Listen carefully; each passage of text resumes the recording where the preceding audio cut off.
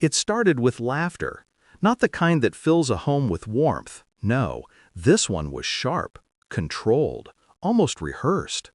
I was standing in the hallway, the light from the kitchen cutting a perfect square across the floor. I hadn't meant to eavesdrop. I was just passing by, holding the envelope with next month's tuition payment, the one that cost more than I made in a week.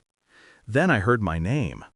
He's just Mom's fool. My real dad's the one I'll thank at graduation. A pause, a soft chuckle. That tone, mocking, confident, dripping with teenage arrogance. I stood still. My pulse didn't spike, it slowed. A cold, heavy rhythm in my chest, the kind that doesn't race, it sinks. He went on, bragging to his friend about the car I was planning to buy him, about the idiot stepdad who paid for everything while his real father did the important stuff. I could have stepped in, could have said something, but I didn't. I smiled, and I let him talk. Because in that moment, I knew something he didn't. He didn't have a real father, not anymore. It took years for me to earn that boy's trust. When I married his mother, he was 8, angry, closed off, the kind of child who'd flinch before you even raised your hand.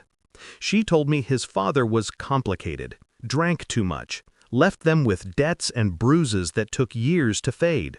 I believed her. I believed everything she said. I paid for therapy, for school, for sports, for the braces that fixed his teeth. Every check I wrote was a way of saying, "You're safe now." But the cracks began to show when he hit 16. Sudden secrets, a new phone I hadn't bought, private messages, and her, my wife, smiling too easily when she looked at him. Not the motherly kind of smile, something else, something guilty. I dismissed it, because love does that. It blinds you with its own decency. But that night, hearing him say, "real dad," I realized what I'd refused to see.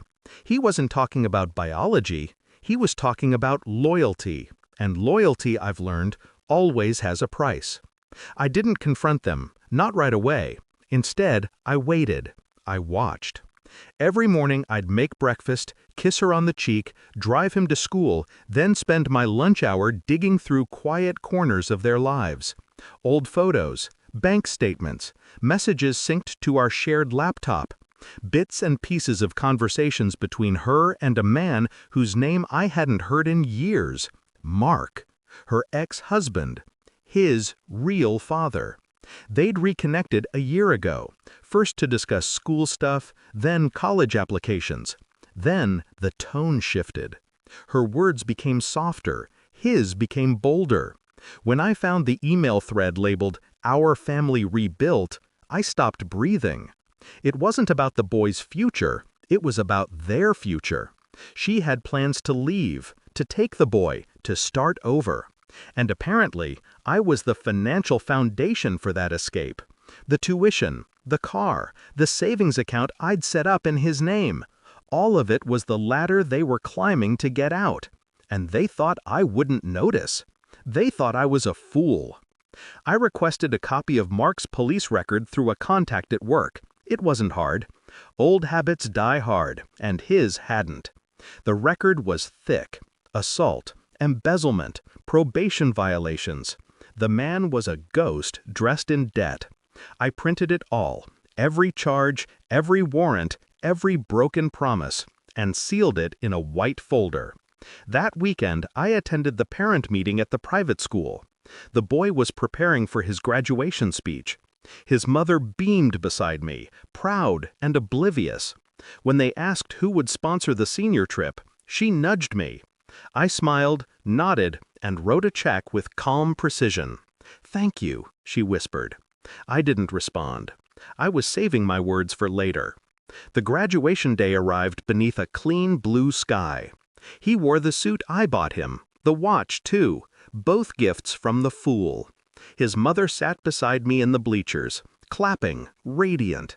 The boy took the stage, looked out into the crowd, and said the words I'd been waiting for. "I want to thank my real dad for being there when I needed him most." There it was. The moment of betrayal, dressed as gratitude. The crowd applauded. Cameras flashed. His mother wiped a tear. I stayed still. Then, as the applause faded, I stood and began to walk, quietly, deliberately, toward the front row. I reached him just as he stepped down, handed him the white folder. "Your real dad," I said softly. "You might want to know who he really is." He frowned, confused, but opened it. His face changed slowly. Curiosity, disbelief, then panic. Page after page, the truth peeled away his confidence. His mother rushed over, snatching the folder, but it was too late. The damage was done. The whispers had already begun among the parents nearby. Her past, his father's crimes, it was all there. No more illusions, no more applause, just silence. Cold and absolute. I didn't stay for the rest. I walked out of that school, the sun hitting my face like a strange mercy. Behind me, I heard shouting, then crying, then nothing. By the time they reached home, I was gone. I'd canceled the tuition payments, closed the accounts, sold the car, and left the house deed in her name. Let her rebuild her family now, without my money, without my forgiveness. I left a note on the kitchen counter, just one line. Every fool eventually learns what he paid for. And that was enough. Because fools, I've learned, don't stay fools forever. They just wait long enough for the truth to cost everyone else what they once paid in silence.